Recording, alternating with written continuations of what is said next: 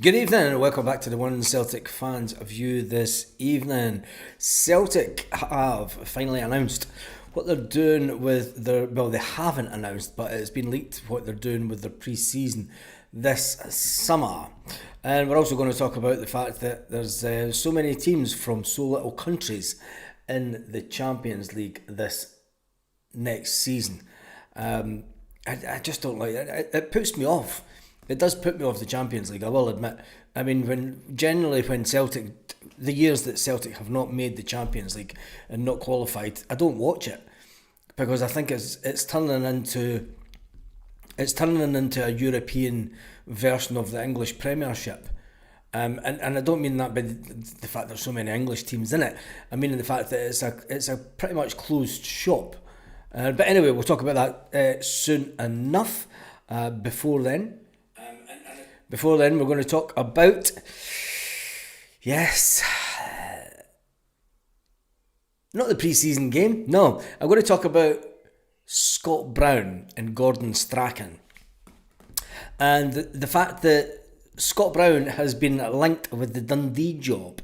Now, Gordon Strachan is still technical advisor and to Dundee. Now, what makes it even more interesting is Scott Brown was taken to Celtic by Gordon Strachan. So it's going to be interesting that Strachan pretty much, he changed Brownie as a player. He gave him so much influence. I thought towards the end of the season, and at the end of the season, Brownie did come out and say that, look, I'm going to go away and think about it. But then the owner of the club that he's at said no, he's committed to a new deal. So it would take Dundee some amount of money to get a hold of Brownie. Would it be a good move for Scott Brown, Dundee? The more that I think about it, the more there's a big possibility of that actually happening because of the Strachan influence. Now, I don't know how much Strachan is involved on the day-to-day running of the club, how much he's in and around the club, or if it's just one of those executive positions that he can do from afar. But the whole link with Dundee and Strachan, and Sean Maloney's in the running for it as well as Charlie Adam and a few other players, but I've just got this funny feeling that if anybody can talk Scott Brown into taking the manager's job at Dundee, it's Strachan all day long. It is Strachan. He was such an important influence on Brownie during his footballing days, and changed the way that he was as a player, changed the way that he was completely. That way. So yeah, that'll be an interesting one to see if that one does come to fruition over the summer. I'm going to say good evening to everyone that's in the chat first of all, and then we're going to talk about the pre-season. It's definitely one that I'm going to swear. Anyway, Tam Max in the house, Paul McEwen was up first, Dave Morton, Dave Hislop, Hank's in the house, Joseph Davidson, Stephen Johnson's in the house. Good evening to you superstar Stephen. Wish there was a way I could elevate you, like, just to let's go. Danny Cassie's in the house, and Tam Max, Square Sausage Mick, and Lubo, Jim McClarty, all the usual faces, Leo Miles, Fishing Scotland, Nick Gold, and Joseph Davison. I think Brownie will stay here. I think he would stay here as well, but I think that the connection that he's got with Strachan and everything that Strachan did for him as a manager, I just think it's maybe too big a pull for Brownie. Anyway, let's talk friendlies. Let's talk Celtic pre-season. Celtic officially have only got two games on the list of games that Celtic supporters can go to. Are Celtic keeping it under wraps as long as possible because they do not want Celtic fans to travel in numbers to Italy? Yes, looks like Celtic are going to Italy, but before that, they're going to be in Portugal. As it stands, Celtic look to travel to Cork on Tuesday the 8th of July. And then they're going to fly out to Portugal for an 8-day pre-season training camp. That's quite a short camp in Celtic terms. Celtic in the past have done a 2-week camp in countries, so it is quite a short one. Celtic then return to Scotland to take on Newcastle at home in the friendly on the 19th of July. That's the only 2 fixtures that Celtic fans can buy tickets to as it stands. Now, we've been wondering what is going to happen because there's a gap, obviously. They've got the training camp. You can understand they'll play some sort of teams at the training camp. It's not been said who they'll play yet at the training camp in Portugal. It's been said that they could be playing Sporting, but we'll wait and see. It's all just talk. And then there's the trip to Italy. The trip to Italy for 2 games against what it has to be said are 2 of the most right-wing fan bases in European football. Yep, we go and take on the Dutch mob Ajax once again. Yes, Ajax. Ajax, whose fans shot a gun at a Celtic fan's bus back in the day when we had a pre-season friendly. Yep, they had an actual gun and they shot it at the window of Celtic fans' buses. If they travel in any numbers, I don't know how they travel, but you could ultimately see that the Ajax ultras travel into that one. And then you've got the Como ultras. Gets even better. Where is the image? It's not that. The Como ultras, yes, they're as right-wing as they come, and they have links to the I'm going to say it, the ICF, back in the. So, 2 right-wing fan bases. It's whoopee. Good on Celtic. How do you feel about that? Is that a trip that you would like to take? Head back to Italy. There's not going to be any Papa Francesco singing that day anyway. It'll be watch your back and don't wear a Celtic top. If you're going, if it does come out that this is where we're going, if we do go to Italy, the newspaper that broke the story tried to butter it up, saying that look, oh yes, it's Celtic going to give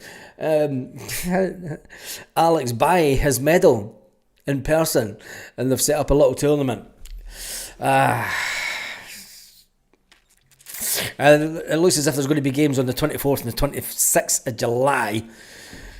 In Italy. Hopefully it's a bit too close to the season for a lot of Celtic fans to decide to go, but there will be some that want to go, because Celtic fans, let's face it, follow Celtic wherever they go.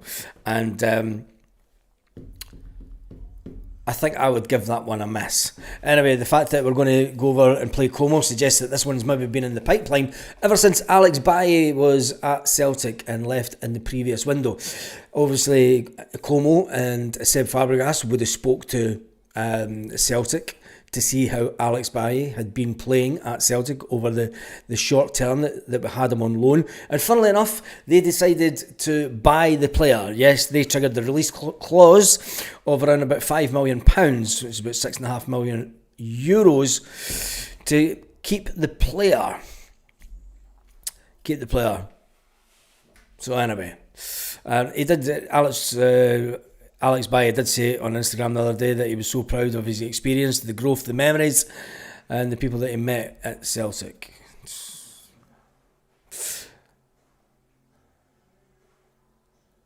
I just can't believe we're going to play Ajax in a friendly again. The 2 times that we played them in the summer before, yeah, Green for Goes just said it. Seriously, who thought that a good idea of us playing Ajax in Italy? Honest to God, what could possibly go wrong? Thank for coming, California, said Hank. It's not just Ajax. I mean, Como's got a right nasty right-wing fan base, and it's utter. Paul the Tim will be there. Yeah, Paul will be there. He's mad. Mr. Tarty says Celtic are going to Portugal. Yes, Celtic are going to Portugal. Celtic haven't released anything yet. I normally take my boy to the game around the 24th of July because it's his birthday, the wee shite. Lanky, are you going to go to that one? Ajax fans get smashed. I don't think Joseph Davison is heading to somewhere that I love.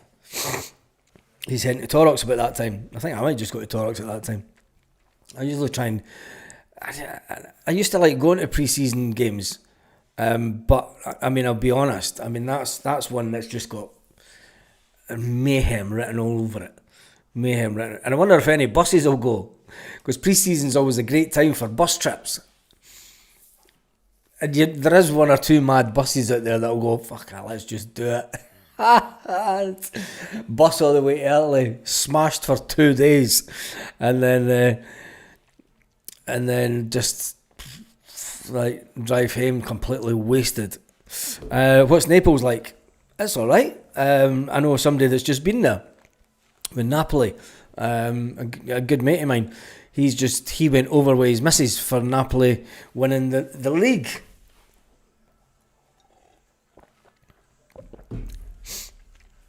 He works in Asda, actually, Sleekit. He works in Asda, not Lidl. He works in Asda, not Lidl.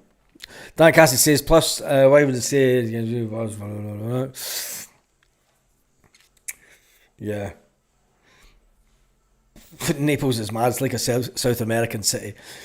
But their fans are good. I mean, I've seen nothing but good things with my mate. That's all the stuff that he's been posting on his Instagram.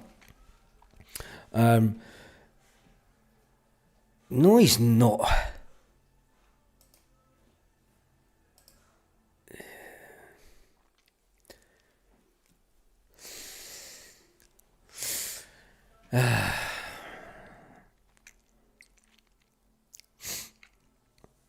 It's a stab-proof vest. I wouldn't say...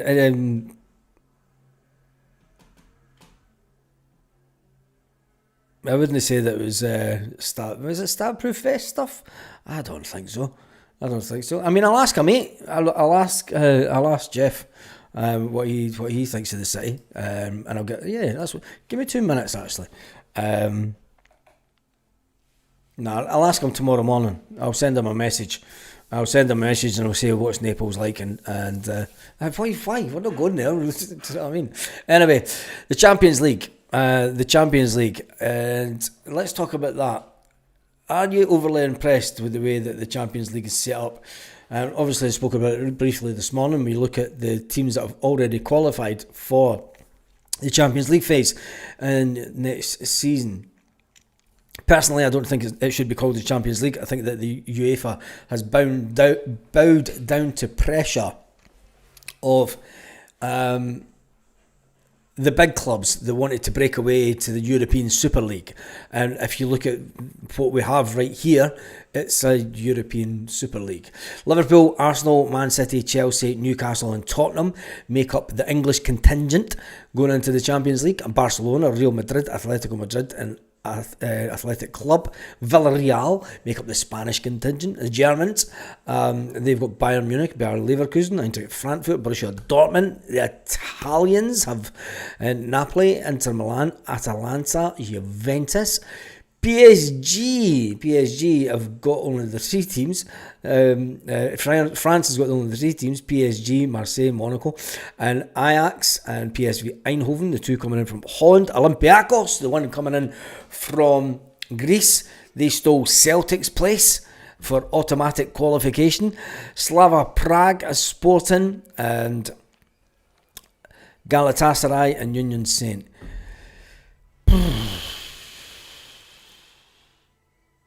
It's not really the Champions League, is it? I'm going to jump into the comments for that one and take your comments. Baz, I've been to Naples many times. It's bonkers. There we go. It's bonkers, he says. I've got 2 destinations in mind, Naples and Bilbao. Whoa, I'd go to Bilbao. They're playing tonight, aren't they? In fact, they're not just kicked off. Is it them that's playing? No, it's not them that's playing tonight. It's... who's playing tonight? Is it not the UEFA Conference or something playing tonight?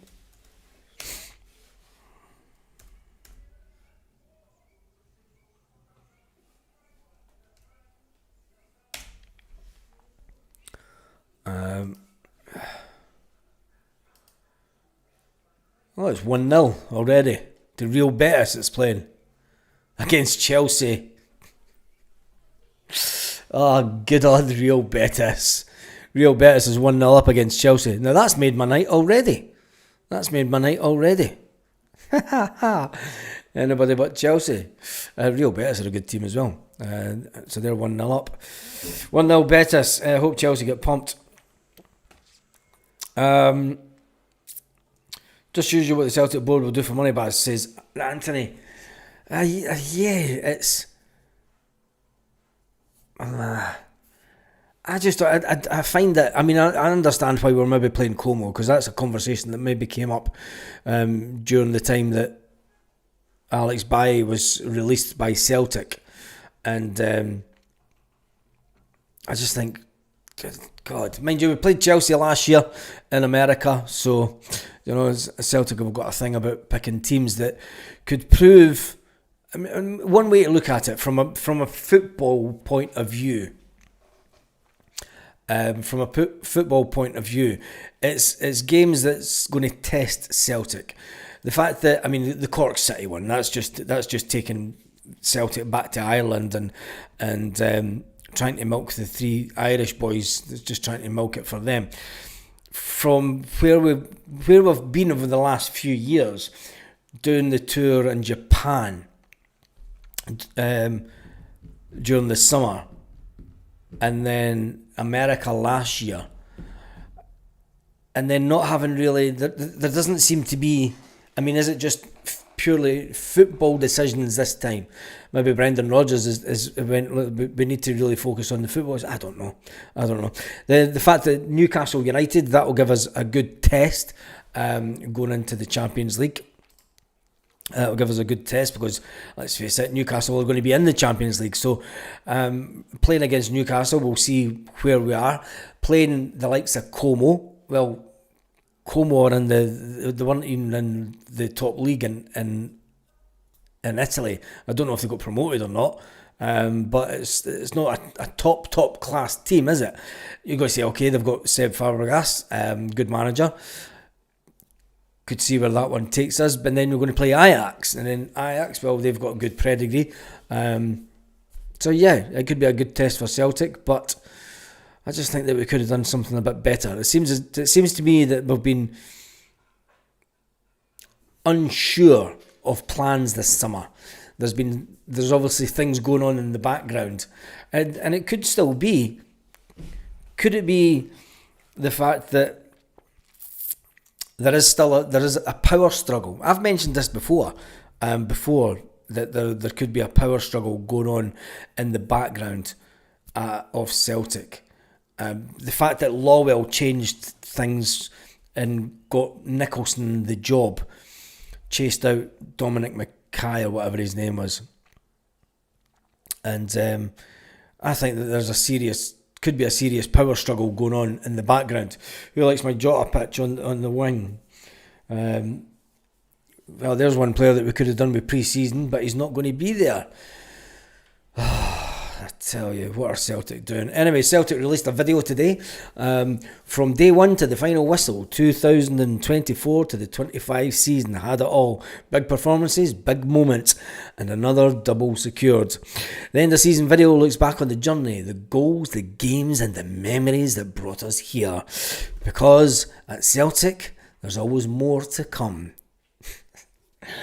Fucking hell. Read the room, Celtic. I mean, are Celtic right we're obviously right to celebrate the double, but are we still feeling the aftermath of missing out on the treble? I don't know. I think missing out on the treble is still a hard one to take, but we should be celebrating the double. We should be joyous. We should be going into the summer. You know, we've just had a cracking season.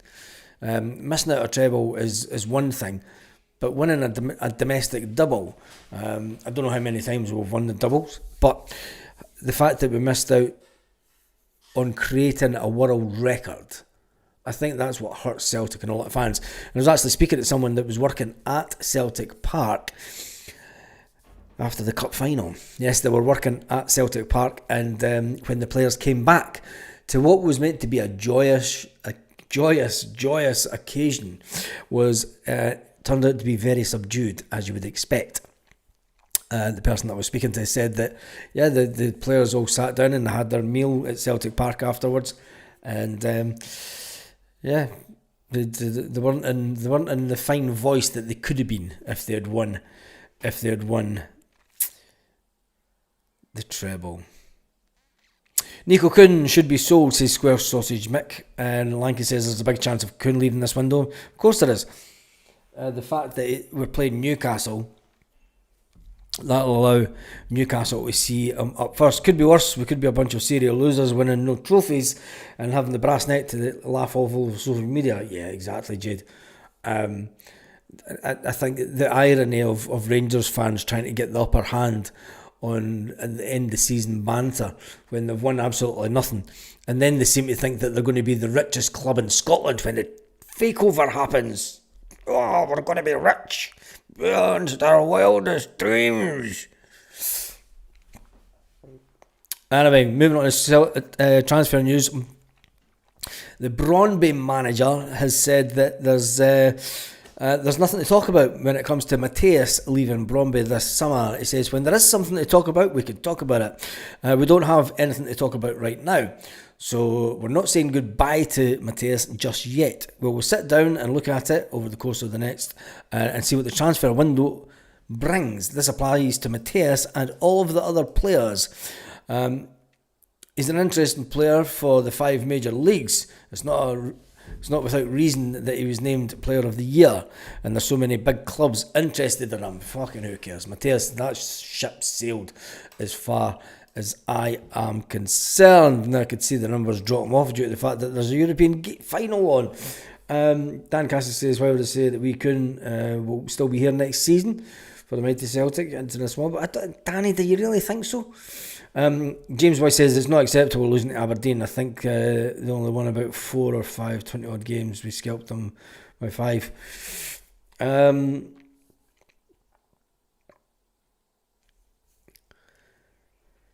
You've got to give credit to Aberdeen. You've got to give credit to Aberdeen. I mean, we were shite. And I think that whilst we've looked over what happened at the final and we spoke about the bench, I mean, even before the ball was kicked, when I did the live before the final, Hank says, sorry, said, but it felt like a bereavement on Saturday. Shows how far we've gone. Exactly. I think that was, I mean, the emotions got the side of me on Saturday, and I think that it was the way that it wasn't a Celtic performance. That's the only way to describe the final. For 70 minutes, it wasn't a Celtic performance. Are we still talking about the final? It's time to stop moving, move on, said Lanky. No, I think that we need to talk about what happened in the final, Lanky, because until we accept that the squad isn't good enough and that the players weren't good enough on the day, the squad has no depth. I said the live before it, I said when I seen that bench, we're up shit creek.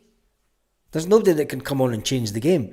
And I called the 3 substitutes that Brendan Rodgers would make. It was easy to see the 3 subs that he would make at one go, because it was the only 3 substitutes that could maybe try anything. But it wasn't good substitutes, was it? As far as I'm concerned. The Sheep had a game plan and it worked. We didn't. Well, we did have a game plan. The players didn't implement it. Just like they didn't implement it the last game of the season at Celtic Park. The players that were given the chance to implement it up in Aberdeen did. So there has the fact that, I mean, the season's ended and people have all left Celtic Park and they all went away and they're all thinking about what happened and they lost it and they're all trying to come to terms with it and get over it. And Celtic are now pushing out. I mean, all the players they'll all be on holiday. They'll all be away. I mean, I passed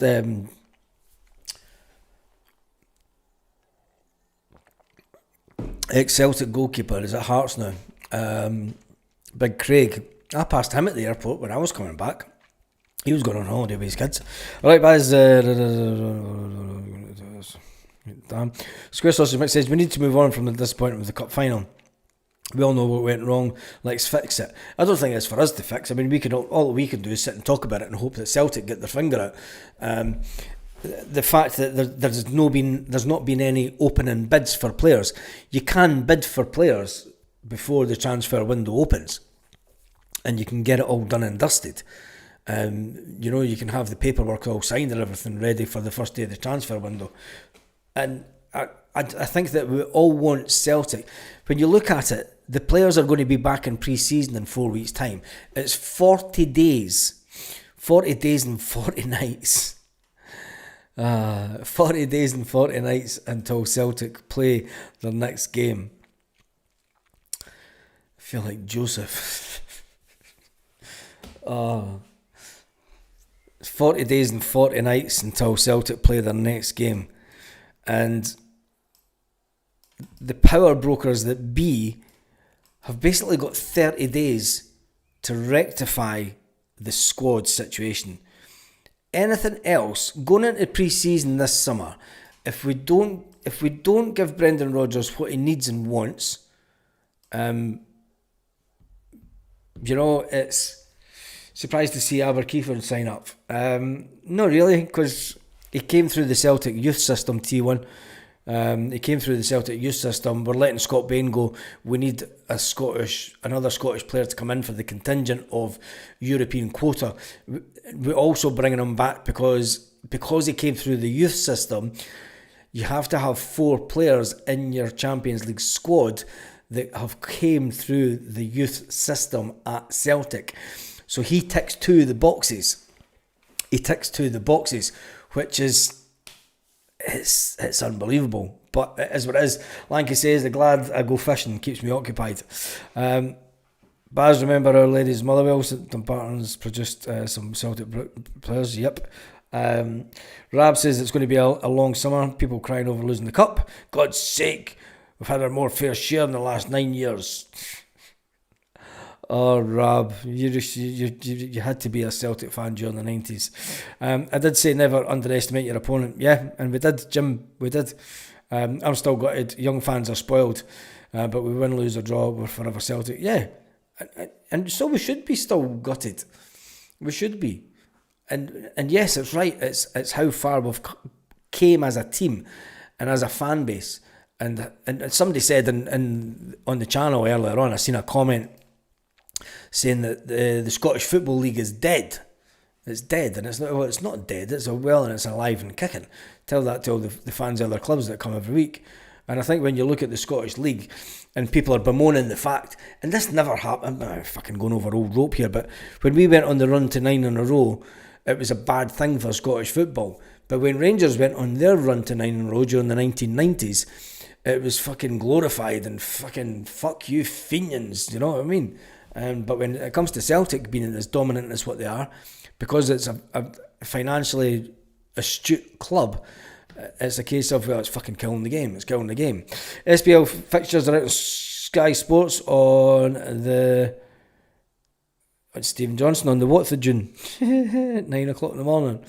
You missed out a number there, Stephen. I'm not even... the SPL fixtures, I can't even be bothered looking at them until... I'm not even interested who we get, because I think that there's going to be a lot of Celtic fans will be more than disappointed with the way the summer goes, if it goes. It's been indeed since Neil Doncaster took over. Yeah, it has been. It has been. We should bring back an under-15s league. That's when players develop. Well, I think they do have an under-15s in Scottish football. I'm pretty sure they do, Stephen. Haven't watched... Yeah, they do. They still have the under-15s, under-17s, under-18s. T1 says we should put Tate simply the best just to annoy them. No, fuck that. Let's look forward and get new players. Give us a lot of talk about Baz. Yeah, there is the ongoing speculation of the players, but as every passing day goes on, you can just tell that this transfer window, if it doesn't I mean, it kicks off when Celtic, just as Celtic get back into... I don't even want to think about it. I don't even want to think about it. It just gives me the fear, to be honest. It gives me the fear. Oliver Burke, remember him? He makes a return to the Bundesliga. Oh, Jesus.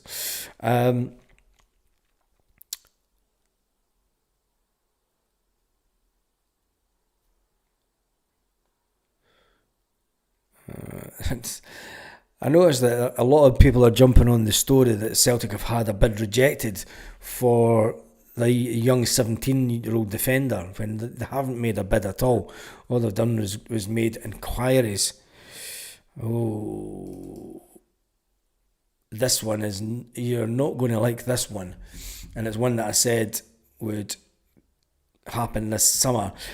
Here's the headline: Daizen Maeda market value amid Celtic exit rumours as European clubs on standby, ready to make their transfer move. Interest in Celtic's ace Daizen Maeda has risen ahead of the summer transfer window, with 2 domestic trophies in the back pocket. Brendan Rodgers will look to again reach even more silverware next time around. And to the person that said in the comments, Brendan Rodgers is selling all our best players, look how long that Daizen Maeda's been at the club. You know, gone are the days where Henrik Larsson stayed for, 7 years or something. Those days are done and dusted. Celtic have a business model to stick to, and it's a way of the club making money. So I've said it all season, last season. I said for the majority of last season, and I still stand by it. I think that Daizen Maeda is a player that will be sold this summer. 1 star that Celtic would be devastated to lose is forward Daizen Maeda. This goes on to say reports have surfaced that the Japanese internationalist is subject of interest in Europe. Ooh. According to Transfer... Oh God, what a shit story, just taking it from Transfer Market. I thought they were going...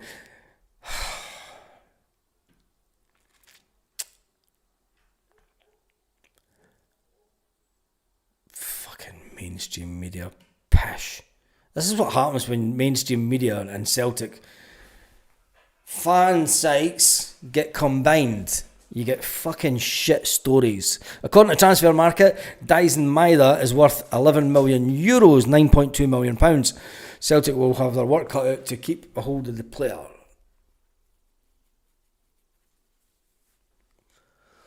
And that, my friends, that's fucking... It's fucking nonsense. Brendan does not sell players, the board does. Yeah, exactly. Stephen Kelly says, just to remember in evening times, Celtic were kids and governing all the teams. Celtic Youth Soccer Academy, a proper one. Lanka says, this time last season we were linked with the 17-year-old Tobas. Yeah, now it's another 17-year-old. Yeah, that's right. That's right. Well, we're being linked with all sorts. I'm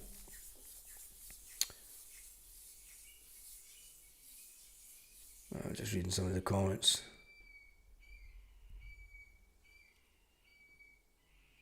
The fuck is that outside? Fucking living in a jungle. Maeda's worth 30 million minimum. Nah, we're not going to get 30 million from him. T1 says Maeda's not for sale. Unfortunately, he will be. He will be, and I still think that he'll be sold for 25 million. He's got 3 years left on his contract.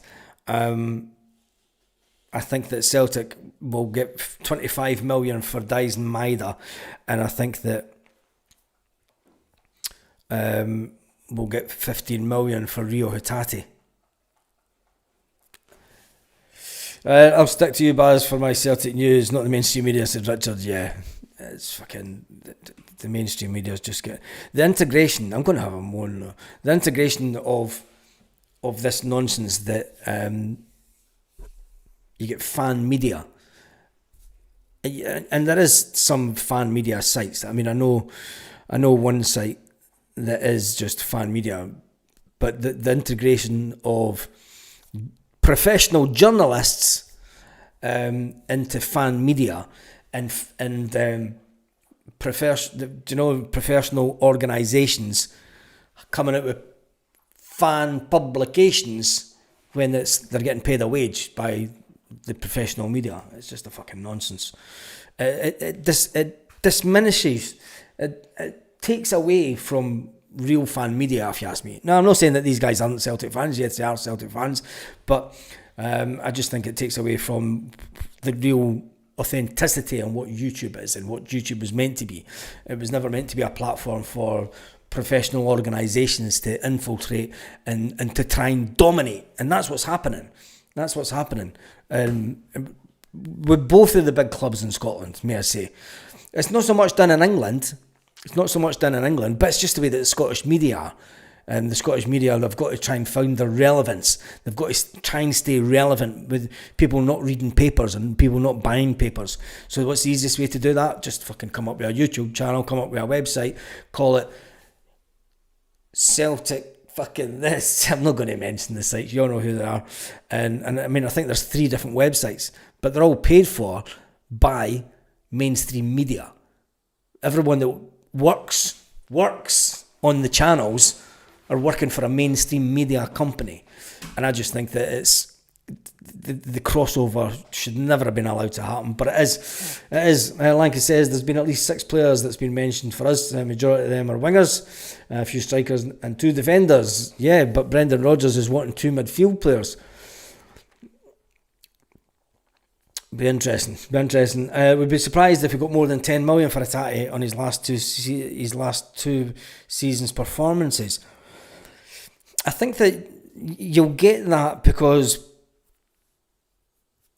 we were listening to a podcast last night, and it doesn't go on performances; it goes on stats.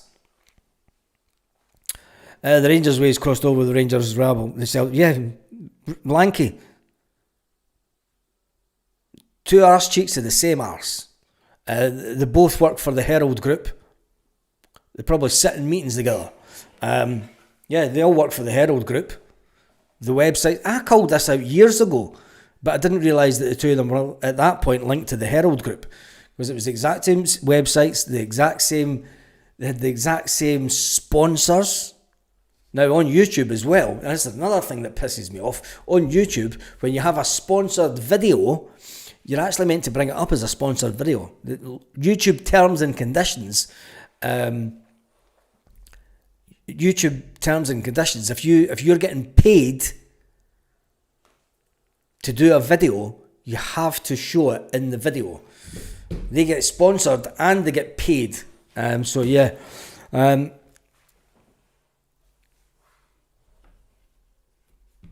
You see my Twitter name every fucking day, Celtic Podcast.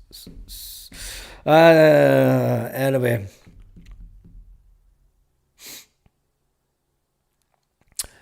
That's because the Celtic way are backed by the Herald, and there's more mainstream reporters.